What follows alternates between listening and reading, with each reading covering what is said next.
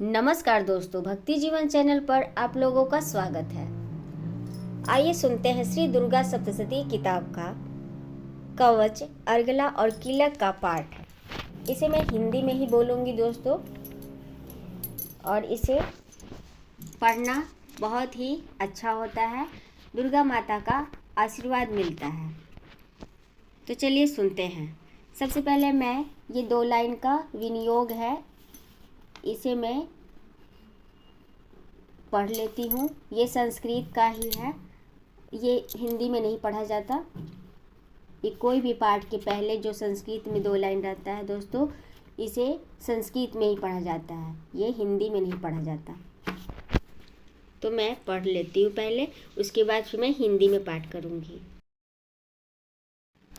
ओम अस्य श्री चंडी कवचस्य ब्रह्मा ऋषि अनुष्टुप छंद चामुंडा देवता अंगनया सूक्त मातरो बीजम दिग्बद देवता स्तवम श्री जगदम्बा प्रीतयर्थे सप्तशती पाठ अंगतवेन जपे विनियोग।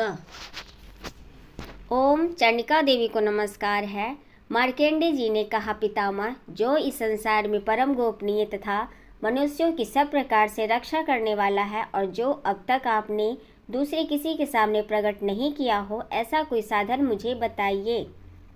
ब्रह्मा जी बोले, ब्राह्मण, ऐसा साधन तो एक देवी का कवच ही है, जो गोपनीय से भी परम गोपनीय, पवित्र तथा संपूर्ण प्राणियों का उपकार करने वाला है। महामुने, उसे श्रवण करो। देवी की 9 मूर्तियां हैं, जिन्हें 9 दुर्गा कहते हैं। उनके पृथक पृथक नाम बतलाए जाते हैं। प्रथम नाम शैलपुत्री, दूसरी मूर्ति का नाम ब्रह्मचारिणी, तीसरा स्वरूप चंद्रघंटा के नाम से प्रसिद्ध है। चौथी मूर्ति को कुष्मांडा कहते हैं। 5वीं दुर्गा का नाम स्कंद माता है। देवी के 6ठे स्वरूप को कात्यायनी कहते हैं। 7वां कालरात्रि और 8वां स्वरूप महागौरी के नाम से प्रसिद्ध हैं। 9वीं दुर्गा का नाम सिद्धिदात्री है। ये सब नाम सर्वज्ञ महात्मा वेद भगवान के द्वारा ही प्रतिपादित हुए हैं। जो मनुष्य अग्नि में जल रहा हो, रणभूमि में शत्रुओं से घिर गया हो, विषम संकट में फंस गया हो तथा इस प्रकार भय से आतुर होकर जो भगवती दुर्गा की शरण में प्राप्त हुए हों, उनका कभी कोई अमंगल नहीं होता। युद्ध के समय संकट में पड़ने पर भी उनके ऊपर कोई विपत्ति नहीं दिखाई देती। उन्हें शोक, दुख और भय की प्राप्ति नहीं होती। जिन्होंने भक्ति पूर्वक देवी का स्मरण किया है, उनका निश्चय ही अभ्युदय होता है। देवेश्वरी, जो तुम्हारा चिंतन करते हैं, उनकी तुम निसंदेह रक्षा करती हो। चामुंडा देवी प्रेत पर आरूढ़ होती हैं। वाराही भैंसे पर सवारी करती हैं। इंद्री का वाहन ऐरावत हाथी है। वैष्णवी देवी गरुड़ पर ही आसन जमाती हैं। माहेश्वरी वृषभ पर आरूढ़ होती हैं। कौमारी का वाहन मयूर है। भगवान विष्णु की प्रियतमा लक्ष्मी देवी कमल के आसन पर विराजमान है और हाथों में कमल धारण किए हुए हैं। वृषभ पर आरूढ़ ईश्वरी देवी ने श्वेत रूप धारण कर रखा है। ब्राह्मी देवी हंस पर बैठी हुई हैं और सब प्रकार के आभूषणों से विभूषित है। इस प्रकार ये सभी माताएं सब प्रकार की योग शक्तियों से संपन्न हैं। इनके सिवा और भी बहुत सी देवियां हैं, जो अनेक प्रकार के आभूषणों की शोभा से युक्त तथा नाना प्रकार के रत्नों से सुशोभित हैं। ये संपूर्ण देवियां क्रोध में भरी हुई हैं और भक्तों की रक्षा के लिए रथ पर बैठी दिखाई देती हैं। ये शंख, चक्र, गदा, शक्ति, हल और मूसल, खेटक और तोमर, फरसों तथा पास, कुंद और त्रिशूल एवं उत्तम सारंग, धनुष आदि अस्त्र शस्त्र अपने हाथों में धारण करती हैं। दैत्यों के शरीर का नाश करना, भक्तों को अभयदान देना और देवताओं का कल्याण करना, यही उनके शस्त्र धारण का उद्देश्य है। कवच आरंभ करने के पहले इस प्रकार प्रार्थना करनी चाहिए। महान रौद्र रूप, अत्यंत घोर पराक्रम, महान बल और महान उत्साह वाली देवी, तुम महान भय का नाश करने वाली हो। तुम्हें नमस्कार है। तुम्हारी ओर देखना भी कठिन है। शत्रुओं का भय बढ़ाने वाली जगदम्बिके, मेरी रक्षा करो। पूर्व दिशा में इंद्री, इंद्र शक्ति मेरी रक्षा करे। अग्निकोण में अग्नि शक्ति, दक्षिण दिशा में वाराही तथा नैऋत्य कोण में खड्गधारिणी मेरी रक्षा करे। पश्चिम दिशा में वारुणी और वायव्य कोण में मृग पर सवारी करने वाली देवी मेरी रक्षा करे। उत्तर दिशा में कौमारी और ईशान कोण में शूलधारिणी देवी रक्षा करे। ब्राह्मणी तुम ऊपर की ओर से मेरी रक्षा करो और वैष्णवी देवी नीचे की ओर से मेरी रक्षा करे। इस प्रकार 100 को अपना वाहन बनाने वाली देवी चामुंडा देवी 10 दिशाओं में मेरी रक्षा करे।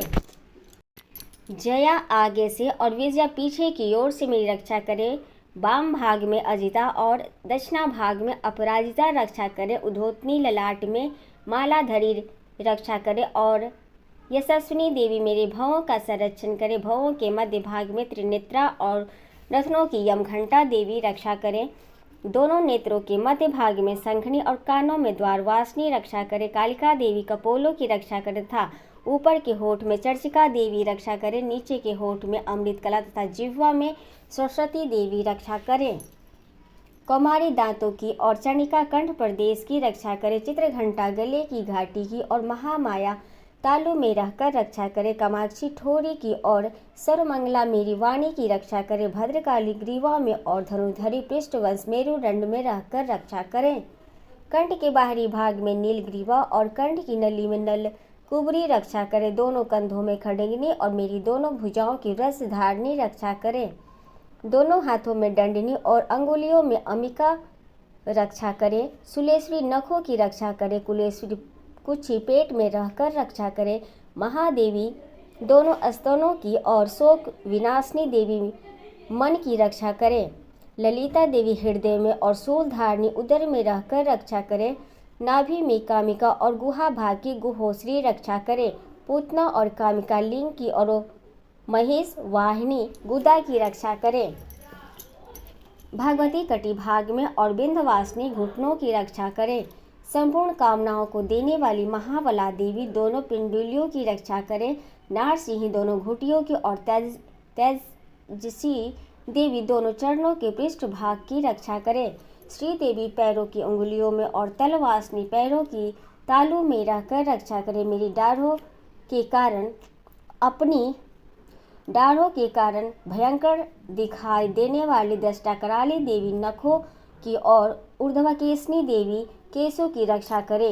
रोमावलियों के छिद्रों में कौबेरी और त्वचा की बागेश्वरी देवी रक्षा करे। पार्वती देवी रक्त, मज्जा, वसा, मांस, हड्डी और मेद की रक्षा करे। आंतों की कालरात्रि और पीत की मुकुटेश्वरी रक्षा करे। मूलाधार आदि कमल कोशों में पदावती और कफ में चूड़ामणि स्थित होकर रक्षा करे। नख के तेज की ज्वालामुखी रक्षा करे। जिसका किसी भी अस्त्र से भेदन नहीं हो सकता, वह अभेद्या देवी शरीर के समस्त संधियों में रहकर रक्षा करें। ब्रह्माणी आप मेरे वीर की रक्षा करें। छतेश्वरी छाया की तथा धर्मधारिणी देवी मेरे अहंकार, मन और बुद्धि की रक्षा करें। हाथ में व्रज धारण करने वाली व्रजहस्ता देवी मेरे प्राण, अपान, व्यान, उदान और समान वायु की रक्षा करें। कल्याण से शोभित होने वाली भगवती कल्याण शोभना मेरे प्राण की रक्षा करे। रस, रूप, गंध, शब्द और स्पर्श इन विषयों का अनुभव करते समय योगिनी देवी रक्षा करे तथा सत्वगुण, रजोगुण और तमोगुण की रक्षा सदा नारायणी देवी करें। वाराही वायु की रक्षा करे। वैष्णवी धर्म की रक्षा करे तथा चक्रिणी चक्र धारण करने वाली देवी यश, कीर्ति, लक्ष्मी, धन तथा विद्या की रक्षा करें। इंद्राणी आप मेरे गोत्र की रक्षा करें। चंडिके तुम मेरे पशुओं की रक्षा करो। महालक्ष्मी पुत्रों की रक्षा करें और भैरवी पति की रक्षा करें। मेरे पद की सुखता तथा मार्ग की क्षेम करी रक्षा करें। राजा के दरबार में महालक्ष्मी रक्षा करें तथा सब ओर व्याप्त रहने वाली विजया देवी संपूर्ण भयों से मेरी रक्षा करें। देवी जो स्थान कवच में नहीं कहा गया है अतएव रक्षा से रहित है, वह सब तुम्हारे द्वारा सुरक्षित हो, क्योंकि तुम विजयशालिनी और पाप नाशनी हो। यदि अपने शरीर का भला चाहे तो मनुष्य बिना कवच के कहीं एक पग भी न जाए। कवच का पाठ करके ही यात्रा करे। कवच के द्वारा सब ओर से सुरक्षित मनुष्य जहाँ जहाँ भी जाता है वहाँ वहाँ उसे धन लाभ होता है तथा संपूर्ण कामनाओं की सिद्धि करने वाली विजय की प्राप्ति होती है। वह जिस जिस अभीष्ट वस्तु का चिंतन करता है उसको निश्चय ही प्राप्त कर लेता है। वह पुरुष इस पृथ्वी पर तुलना रहित महान ऐश्वर्य का भागी होता है। कवच से सुरक्षित मनुष्य निर्भय हो जाता है। युद्ध में उसकी पराजय नहीं होती तथा वह तीनों लोकों में पूजनीय होता है। देवी का यह कवच देवताओं के लिए भी दुर्लभ है। जो प्रतिदिन नियम पूर्वक तीनों संध्याओं के समय श्रद्धा के साथ इसका पाठ करता है उसे देवी कला प्राप्त होती है तथा वह तीनों लोकों में कहीं भी पराजित नहीं होता। इतना ही नहीं, वह अब मृत्यु से रहित हो 100 से भी अधिक वर्षों तक जीवित रहता है। मकड़ी, चेचक और कोढ़ आदि उसकी संपूर्ण व्याधियां नष्ट हो जाती है। कनेर, भांग, अफीम, धतूरे आदि का यथावर विष, सांप और बिच्छू आदि के काटने से चढ़ा हुआ जघन्य विष तथा अहिफेन और तेल के संयोग आदि से बनने वाला कृत्रिम विष, ये सभी प्रकार के विष दूर हो जाते हैं। उनका कोई असर नहीं होता। इस पृथ्वी पर मारण, मोहन आदि जितने अविचारिक प्रयोग होते हैं तथा इस प्रकार के जितने मंत्र यंत्र होते हैं वे इस कवच को हृदय में धारण कर लेने पर उस मनुष्य को देखते ही नष्ट हो जाते हैं। यही नहीं, प्रकट होने वाले गण उपदेश मात्र से सिद्ध, यही नहीं, पृथ्वी पर विचरने वाले ग्राम देवता, आकाशचारी देव, विशेष जल के संबंध से प्रकट होने वाले गण, उपदेश मात्र से सिद्ध होने वाले निम्न कोटि के देवता, अपने जन्म के साथ प्रकट होने वाले देवता, कुल देवता, माला, कंठमाला, डाकनी, साकनी, अंतरिक्ष में विचरने वाली अत्यंत बलवती भयानक डाकनियाँ, ग्रह, भूत, पिशाच, यक्ष, गंधर्व, राक्षस, ब्रह्म राक्षस, बेताल, कुष्मांड और भैरव आदि अनिष्टकारक देवता भी हृदय में कवच धारण किए रहने पर उस मनुष्य को देखते ही भाग जाते हैं। कवचधारी पुरुष को राजा से सम्मान वृद्धि प्राप्त होती है। यह कवच मनुष्य के तेज की वृद्धि करने वाला और उत्तम है। कवच का पाठ करने वाला पुरुष अपनी कीर्ति से विभूषित भूतल पर अपने सुयश के साथ साथ वृद्धि को प्राप्त होता है। जो पहले कवच का पाठ करके उसके बाद सप्तशती चंडी का पाठ करता है उसकी जब तक वन, पर्वत और काननों सहित यह पृथ्वी टिकी रहती है तब तक यहाँ पुत्र पौत्र आदि संतान परंपरा बनी रहती है। फिर देह का अंत होने पर पुरुष भगवती महामाया के प्रसाद से उस नित्य परम पद को प्राप्त होता है जो देवताओं के लिए भी दुर्लभ है। वह सुंदर दिव्य रूप धारण करता है और कल्याण में शिव के साथ आनंद का भागी होता है। अब अर्गला स्तोत्र पढ़ूंगी दोस्तों। जय माता दी। ओम अस श्री अर्गला स्तोत्र मंत्रशय विष्णु ऋषि अनुपुष्ट छंद श्री महालक्ष्मी देवता श्री जगदम्बा प्रीतये सप्तशती पाठ अंगतवे न जपि विनियोग। ये भी मैं हिंदी में ही पढ़ूंगी दोस्तों। अलग एक वीडियो बनाऊंगी उसमें संस्कृत में पढ़ूंगी, लेकिन अभी मैं ये तीनों पाठ हिंदी में ही पढ़ रही हूँ। ओम चंडिका देवी को नमस्कार है। मार्केंडे जी कहते हैं, जयंती मंगला काली, भद्रकाली, कपालिनी, दुर्गा, क्षमा शिवा, धात्री, स्वाहा, शवधा, इन नामों से प्रसिद्ध जगदम्बिके तुम्हें मेरा नमस्कार हो। देवी चामुंडे तुम्हारी जय हो। संपूर्ण प्राणियों की पीड़ा हरने वाली तुम्हारी जय हो। सब में व्याप्त रहने वाली देवी तुम्हारी जय हो। काल रात्रि तुम्हें नमस्कार हो। मधु और कैटव को मारने वाले तथा ब्रह्मा जी को वरदान देने वाली देवी तुम्हें नमस्कार है। तुम मुझे रूप आत्मस्वरूप का ज्ञान दो। जय मोह पर विजय दो। यश, मोह विजय तथा ज्ञान प्राप्ति रूप यश दो और काम क्रोध आदि शत्रुओं का नाश करो। महिषासुर का नाश करने वाली तथा भक्तों को सुख देने वाली देवी तुम्हें नमस्कार है। तुम रूप दो, जय दो, यश दो और काम क्रोध आदि शत्रुओं का नाश करो। रक्त बीज का वध और चंड मुंड का नाश करने वाली देवी तुम रूप दो, जय दो, यश दो और काम क्रोध आदि शत्रुओं का नाश करो। शुंभ और निशुंभ तथा धूम्रलोचन का मर्दन करने वाली देवी तुम रूप दो, जय दो, यश दो और काम क्रोध आदि शत्रुओं का नाश करो। सबके द्वारा वंदित युगल चरणों वाली तथा संपूर्ण सौभाग्य प्रदान करने वाली देवी तुम रूप दो, जय दो, यश दो और काम क्रोध आदि शत्रुओं का नाश करो। देवी तुम्हारे रूप और चरित्र अचिंत्य है, तुम समस्त शत्रुओं का नाश करने वाली हो। रूप दो, जय दो, यश दो और काम क्रोध आदि शत्रुओं का नाश करो। पापों को दूर करने वाली चंडिके जो भक्तिपूर्वक तुम्हारे चरणों में सर्वदा मस्तक झुकाते हैं, उन्हें रूप दो, जय दो, यश दो और उनकी काम क्रोध आदि शत्रुओं का नाश करो। रोगों का नाश करने वाले चंडिके जो भक्तिपूर्वक तुम्हारी स्तुति करते हैं, उन्हें रूप दो, जय दो, यश दो और उनकी काम क्रोध आदि शत्रुओं का नाश करो। चंडिके इस संसार में जो भक्तिपूर्वक तुम्हारी पूजा करते हैं, उन्हें रूप दो, जय दो, यश दो और उनके काम क्रोध आदि शत्रुओं का नाश करो। मुझे सौभाग्य और आरोग्य दो, परम सुख दो। रूप दो, जय दो, यश दो और मेरे काम क्रोध आदि शत्रुओं का नाश करो। जो मुझसे द्वेष रखते हो उनका नाश और मेरे बल की वृद्धि करो। रूप दो, जय दो, यश दो और मेरे काम क्रोध आदि शत्रुओं का नाश करो। देवी मेरा कल्याण करो, मुझे उत्तम संपत्ति प्रदान करो। रूप दो, जय दो, यश दो और काम क्रोध आदि शत्रुओं का नाश करो। जगदम्बिके, देवता और असुर दोनों ही अपने माथे की मुकुट की मणियों को तुम्हारे चरणों पर घिसते रहते हैं।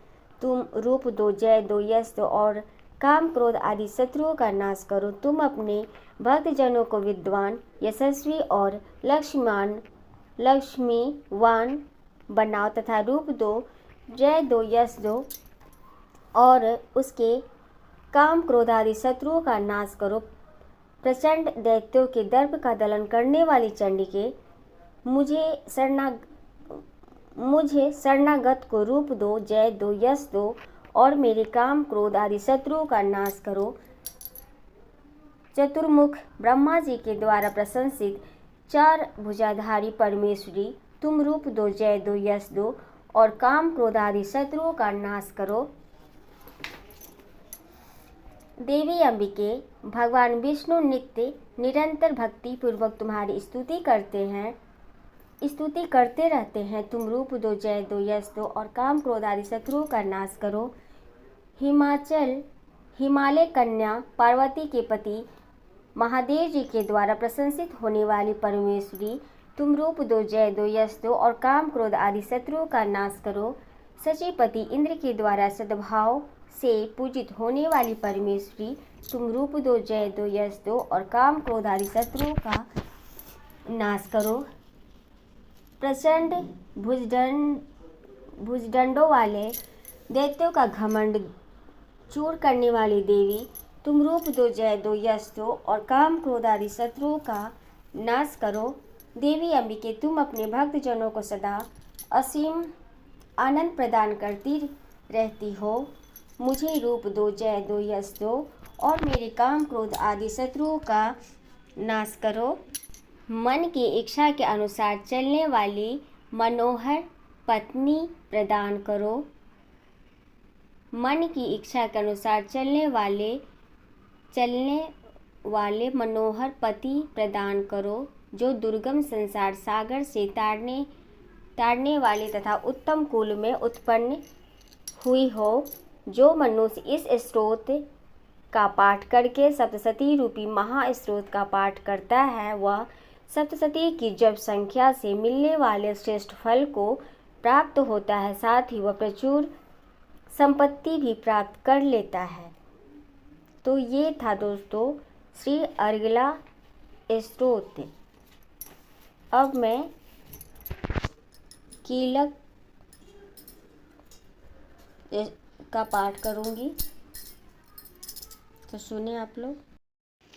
ओम अस्य श्री कीलक मंत्रस्य शिव ऋषि अनुपुष्ट छंद श्री महासरस्वती देवता श्री जगदम्बा प्रीत्यर्थ सप्तशती पाठ अंगतवेन जपे विनियोग। ओम चंडिका देवी को नमस्कार है। मार्केंडी जी कहते हैं, विशुद्ध ज्ञान ही जिनका शरीर है, तीनों वेद ही जिनके दिव्य नेत्र हैं, जो कल्याण प्राप्ति हेतु तथा अपने मस्तक पर अर्धचंद्र का मुकुट धारण करते हैं, उन भगवान शिव को नमस्कार है। मंत्रों का जो अभिकीलक है, अर्थात मंत्रों की सिद्धि में विघ्न उपस्थित करने वाले शाप रूपी कीलक का जो निवारण करने वाला है, उसे सप्तशती स्त्रोत को संपूर्ण रूप से जानना चाहिए और जानकर उसकी उपासना करनी चाहिए। यदि सप्तशती के अतिरिक्त अन्य मंत्रों के जप में भी जो निरंतर लगा रहता है, वह भी कल्याण का भागी होता है। इसमें उसके भी उच्चाटन आदि कर्म सिद्ध होते हैं तथा उसे भी समस्त दुर्लभ वस्तुओं की प्राप्ति हो जाती है। यद्यपि जो अन्य मंत्रों का जप न करके केवल इस सप्तशती नामक स्रोत से ही देवी की स्तुति करते हैं, उन्हें स्तुति मात्र से ही सचतन स्वरूपिणी देवी सिद्ध हो जाती हैं। उन्हें अपने कार्य की सिद्धि के लिए मंत्र, औषधि तथा अन्य किसी साधन के उपयोग की आवश्यकता नहीं रहती। बिना जप के ही उसके उच्चाटन आदि समस्त अभिचारिक कर्म सिद्ध हो जाते हैं। इतना ही नहीं, उनकी संपूर्ण अभीष्ट वस्तुएं भी सिद्ध होती है। लोगों के मन में यह शंका थी कि जब केवल सप्तशती की उपासना से अथवा सप्तशती को छोड़कर अन्य मंत्रों की उपासना से भी समान रूप से सभी कार्य सिद्ध होते हैं, तब इसमें श्रेष्ठ कौन सा साधन है। लोगों की इस शंका को सामने रखकर भगवान शंकर ने अपने पास आए हुए जिज्ञासुओं को समझाया कि यह सप्तशती नामक संपूर्ण स्रोत ही सर्वश्रेष्ठ एवं कल्याणमय है। तदंतर भगवती चंडिका के सप्तशती नामक स्रोत को महादेव जी ने गुप्त कर दिया। सप्तशती के पाठ से जो पुण्य प्राप्त होता है, उसकी कभी समाप्ति नहीं होती, किंतु अन्य मंत्रों के जप जन्य पुण्य की समाप्ति हो जाती है। अतः भगवान शिव ने अन्य मंत्रों की अपेक्षा जो सप्तशती की श्रेष्ठता का निर्णय किया, उसे यथार्थ ही जानना चाहिए।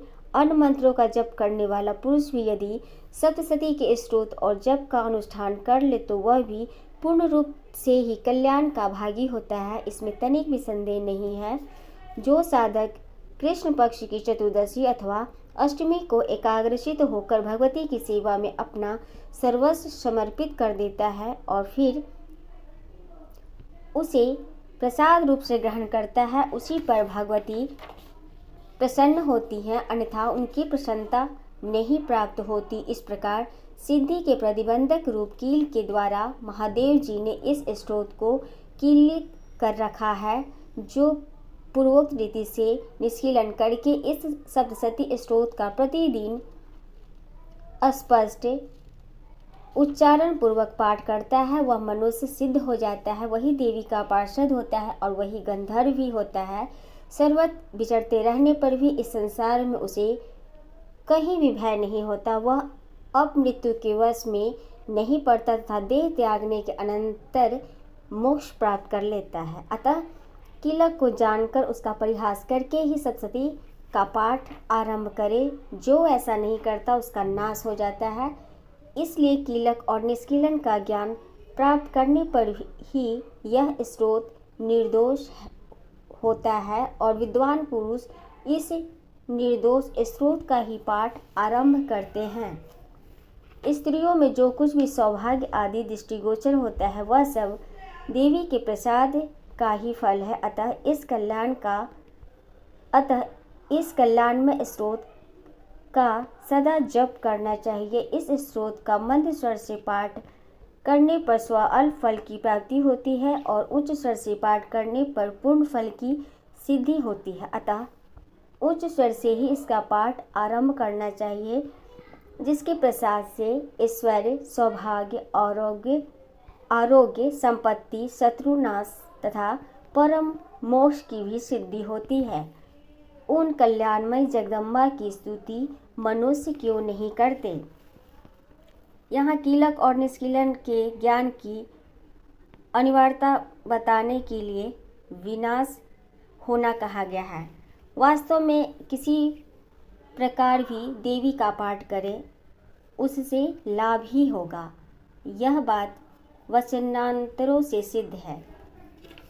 तो ये थी दोस्तों कवच, अर्गला और कीलक पाठ।